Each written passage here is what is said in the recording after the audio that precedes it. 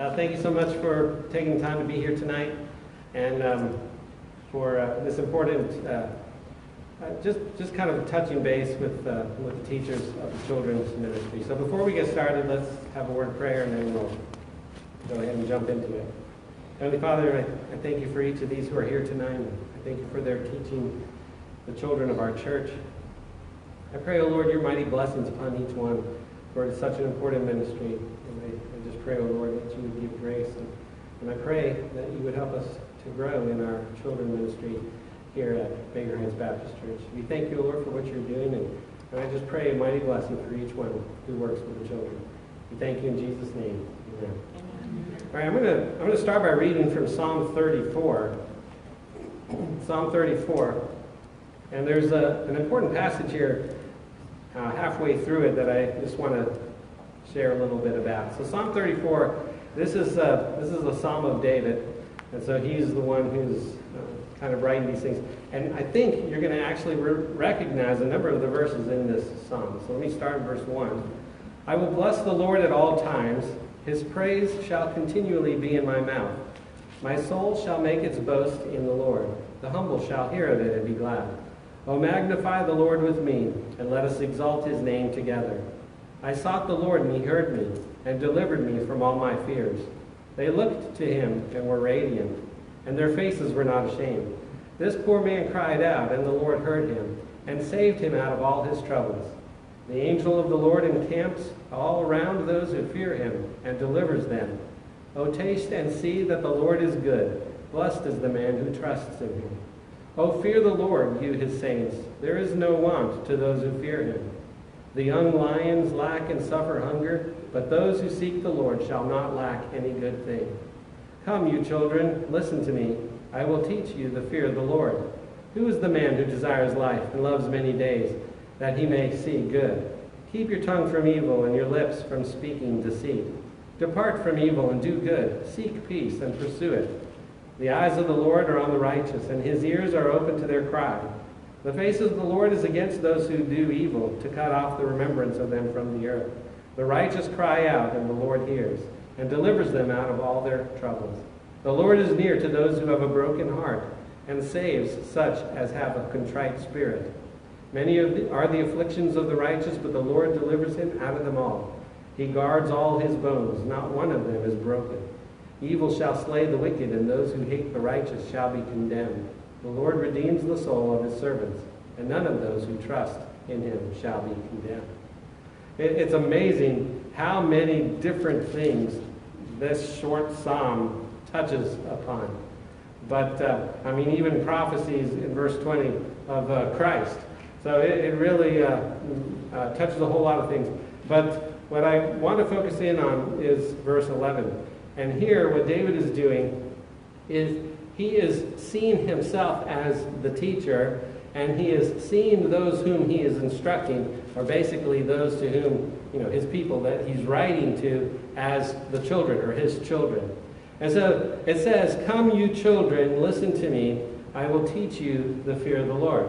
And what we can do is take this and put it in our context, because in the same way as David, we are the ones who are teaching in our classes. And who are we teaching? The children. Here, really specifically, the children. And so there are two things that, two invitations, if you will, that he says here. First he says, come, you children, come. And that just kind of brought to mind the importance of, having children here to teach, right? One of my goals coming up here is to really build up the young families of our church. To bring more in and to have more children that, the families and their children here at the church. Because there's nothing more important than teaching the children. They are at an age at which they are just kind of absorbing everything that comes in. I was just passing through as I got here. Who was that, Mike? That was Michael. Michael. And as I'm leaving, this is before Fun in the Sun started. As I'm leaving, he calls out. He says, hey, Pastor. And he said, what did he say? I remember everything from in the wild. Yeah. He says, I remember everything you said. during BBS time. He said that twice. Yeah, everything you said. And I'm thinking, oh, wow, okay, well, that was I barely recognized the kid. I didn't even recognize him, who he was, but that's what he said. And that's just a great example of the impact that we can have on these children. And some of you, especially those who teach regular basis, you're going to see the same kids over and over and over again. And they'll remember you. They'll remember their Sunday school teacher who told them about Jesus or who led them in a prayer. So come. That's the first part of the invitation. And then the second invitation, come you children, listen to me. Now here's the challenge of when we're actually teaching, because we don't want them just to come and just kind of run around and play with play with their toes or something like that. We want to. The whole purpose is the teaching that's going to take place in the second part of the verse there. So we want them to come and we want them to listen. We want them to listen. We really want them to listen, right? We want them to hear about Jesus and we want them to take it in. Now, they can only listen so much, and in today's electronic age, it's hard for us to compete with keeping their attention. And I know that's part of the challenges of what happens when we're teaching, the children of the church. So, depending on the age group that you're ministering to, part of the challenge is to keep their attention, to get them to listen. And so that's part of what's going on. And so let me just remind you at this point of the structure that we have. We need 2 teachers in each class and at least 2 children. So that's kind of the baseline number of people that should be in the class. In other words, we don't want one teacher with the children, and we don't want more than one teacher with one child. It just kind of seems out of balance if you have either of those scenarios. So the baseline is at least 2 teachers and 2 children in the class. And so Tyson's been doing a good job on the Sunday during the Sunday school time to go around and to check all of the classes. But I just want you to realize that. And if you don't have enough, just to combine with the next best age group. So with 2 teachers in there, you have one who is the teacher of the class and is going to be responsible for teaching the lesson. And then you have a helper. And both are important. You need the teacher to teach the lesson, but you also need that other person to help the children listen, to encourage the children to listen, or to set it up in such a way as to make it the best possible way for them to listen. So come and listen. That's the invitation to the children. So we want them to come and we want them to listen when they're here. And then, and here's the goal. Here's the goal. Verse 11, the second part. I will teach you the fear of the Lord. I will teach you the fear of the Lord. So we are teaching them the fear of the Lord. Our goal is to teach them about Jesus. I want them to hear about Jesus in your class. Now again, you adjust depending on when you're teaching and how old they are and all of that. And I'm not saying that you can't do anything fun. I'm not saying that at all. But the overarching goal is that they are hearing about Jesus at Baker Heights Baptist Church when they come to their classes. And that's not just for the kids. That's for all of us. We're talking about Jesus and we're living for Jesus. So that's Psalm 34, verse 11, the exhortation to teach, to pass it on, the fear of the Lord to others. And in this case, we are the teachers and we're passing on the fear of the Lord to the children. All right, any questions so far? All right. Now, one of the things that's that I wanted to clarify, yeah. I'm sorry, I did have a question. Yeah. When you were talking about the listening part, Right. when you have an age group like we do in Fun in the Sun that goes from age 5 to 11, Yeah. there's sometimes a very difficult time trying to design your lesson around Sure. this age group and that age group and this Yeah. age group. And I think we just have to find an act for that, or Yeah, I know that because of the number of kids that we have had, which hasn't been that many, then sometimes you end up with that large of an age range. And in that case, you might want to watch Christie or something that had all of from the little kids all the way to the through 12th grade and see whatever grade and how they did it. I'm just kind of making a little joke there, but I don't know how they did it, but there's a way to do it. And like you said, you just have to make adjustments to reach all of the ages. Sometimes it's easy. Now, I don't know, Bethany has many of you have a lot of experience teaching the children, and so there might be things you guys might have some better ideas, but there might be things you can do, like giving the younger kids a activity sheet to do that'll occupy them for a little bit of time while you maybe go over to the older kids and get into it a little bit more. But whatever you have to do, and if you need help, you can talk to some of these. We've signed on to it's called the Ministry Grid from Lifeway, and they have training available for every corner of church life. They have training available. And so part of that training that they have available is training for the children's ministries. So we are going to make that available to you. It's free for the church, anyone in the church. And they're like 4-minute clips covering a particular topic. So it's not going to take a whole lot of your time, but this would be the most up-to-date, recent teaching methods and ideas that's available to you. So if you need some help in some area, it'll be available for you to go and to get some ideas, if nothing else, and to help you in your teaching process. Okay?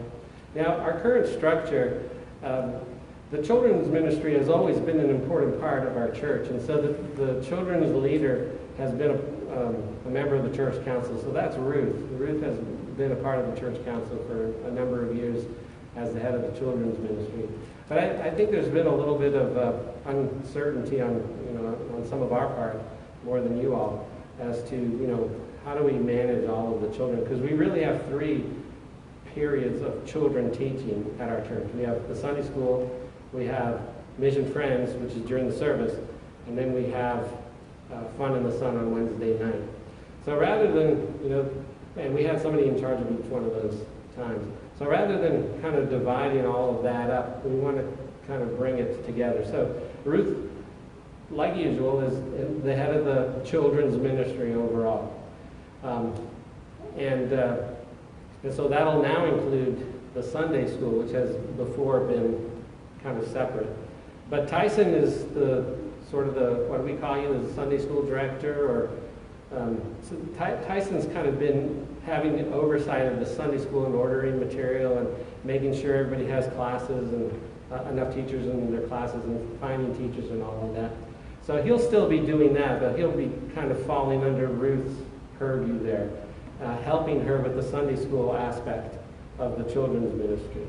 Pam Toth is in charge of the Mission Friends during the church service, and Tony's been helping her, and so they'll continue doing that. But now, kind of, if you have a problem, maybe Ruth would be the first one to go to and say, I need this or that, and so you can continue. If you need anything, if you need material, then you can, ask, for her help. But you'll still be in charge of the Mission Friends.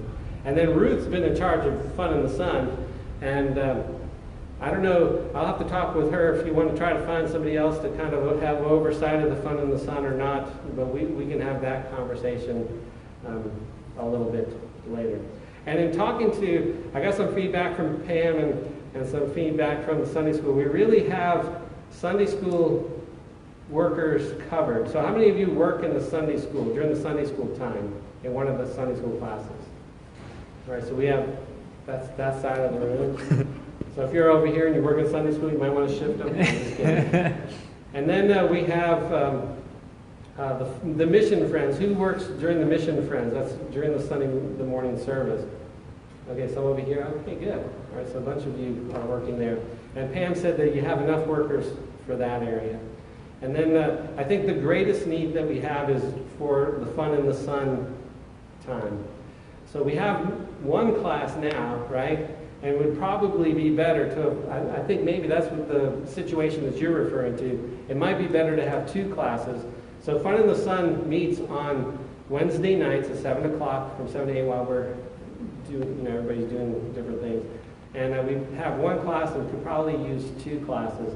And then we have a lot of Spanish-speaking children in there. And so somebody like Jen, who just came in, hey Jen, who speaks English and Spanish might be a great asset in the Fun in the Sun. But we really need the Fun in the Sun workers. And we need floaters for Sunday school, I think, right? Or actually floaters for any of these periods of time. In case somebody who's supposed to teach is unable to come, then we go grab a floater who is somebody who's going about their normal business unless we really need them, and then we bring them in to fill in for somebody that's absent. Tyson? We talked to Colin about talking to the youth about being available for that. So, Okay. there was an absence. Okay. Yeah, Right. All right, good. So they can, I think they'd be great helpers for the classes. And Mary Campbell signed up to be a floater too for the Sunday school time. So you might want to make a note of that and add her to that list. So that's Mary Campbell. Okay, so that's kind of the structure of where we're at right now and where we have the needs. So the greatest need is for floaters for all time periods, and then workers and teachers. I think we need 1 teacher. If we're going to split into 2 classes, we need 1 teacher and 1 worker. And we have enough for the other class. All right, so we need at least 2 people that would be both positions, the teacher and the worker, the helper, is an every week commitment. Whereas a floater would be whenever you need it. All right, so that's kind of the structure and the need. Does anybody have any question? Anybody have any questions about what we're trying to do? All right, how many are here and are not working right now, but you're here because you're interested in working? Anybody in that category? Pam? Or like a fill-in if somebody's absent Okay, or so a vacation. floater. Yeah. All right, is there one of the times where you'd like to be a floater? Sunday mornings. Sunday mornings? Yes. Okay, so Tyson and Ruth, you can make note of Pam being available as a floater for Sunday mornings. All right, good. All right, anybody here that's not working? Anybody else here that's not currently working that wants to work? Okay, Jim.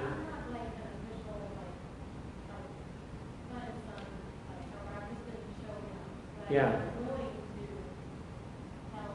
Okay.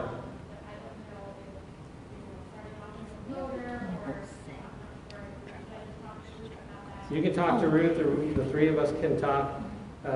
Like I said, Fun in the Sun is probably the greatest need. Now we have to keep in mind that my purpose is not just to handle the kids that we have now. I'm really hoping that we're going to go forward and we're going to gain some more children. We're going to be doing some outreach and gaining some more children.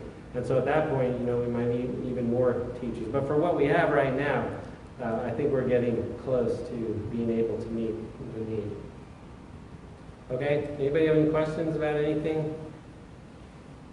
All right, what I need from you, Ben, I don't know if you have who works where, if you have a list of everybody for who works where, but you might, what's the best way to do this? I think I have a list now, so I can get there. You have a list of who works? Yeah. All right, good. I have one about it. Okay, so if you can get that to Ben of who works where, then we can make sure that we have an up-to-date list in case we need to contact anybody. Hensley? are we going to leverage Breeze for that then? Yes. Yeah. Yeah. Well, most everybody's going to just be able to have like viewer access to that. Yeah, we're working. Eventually, yeah. Yeah, Yeah, we're that's- working on that. In other words, like if Pam wanted to send an email to all of her workers, I mean, she might already have it in her mind, but we have this new database that we're working with where she could go up there, click on her Mission Friends tag, and automatically send an email to everybody that works with Mission Friends. So that's what Tyson's talking about. And so we'll make that available to you at some point once we get that structured a little bit more. If you need an address for a kid, you could go up to Breeze. In case you wanted to contact a family, you could go there and say, I wonder what so-and-so's phone number is, and you can find them and be able to call the family. So it's a database of the people in the church and whoever comes. All right. Okay, any other questions? All right. If you have there's one last need. If you have a burden for reaching out to, to families with children, if you have a burden for that, then come and talk to me. Like I said, that's kind of the next place that I want to push. And we all know that reaching out to children is really about reaching out to the parents. And so if you feel that you are, if you feel a burden for that, then I need some people to help me with that. And Ruth and I have already talked about that, and I know she has a burden for it. But this is something that it's going to require some extra attention coming up. I mean, it'll take a little bit of time to contact them, to reach out to people. So if you feel called in that area, just let me know. All right, any final questions or comments? Okay. Well, I just want to thank you so much for taking of your time to be here. I know some of you aren't usually here on Wednesday nights, and you've come out tonight. I just really appreciate you taking that time. And I appreciate you working with the children. We were talking in Sunday school. Lynn made a comment about how important it is to teach our children, and it's just so true. We all know that, and so I thank you for being willing to serve. And I just have to say that I know, there are some ministries where a sacrifice is involved. Well, I know that it is a sacrifice, especially for the Mission Friends place, where to skip the church service to go take care of the children. Yeah. That is a sacrifice, I know. And there's a blessing for you in heaven, I'm sure, when you make that sacrifice to serve the Lord. He sees that and recognizes that and blesses that. And now some of you who are coming to the Sunday School Teacher Appreciation on Friday, you're kind of getting a preview of some of the things, but I'm just going to repeat myself. But at least we'll get to eat while we're here. Anyway, thank you all for your involvement and participation. Let me pray as we close. Heavenly Father, I just thank you for each and every person here, and just thank you for their willingness and desire to be involved in the teaching. Some of them have already jumped in when there was a need, and I'm just so thankful for that. And some of these people, Lord, they have been teaching for many years, and I'm so grateful for them and their faithfulness as well. Bless each and every one for serving in this important way in our church. We give you all the praise and the glory in Jesus' name. Amen.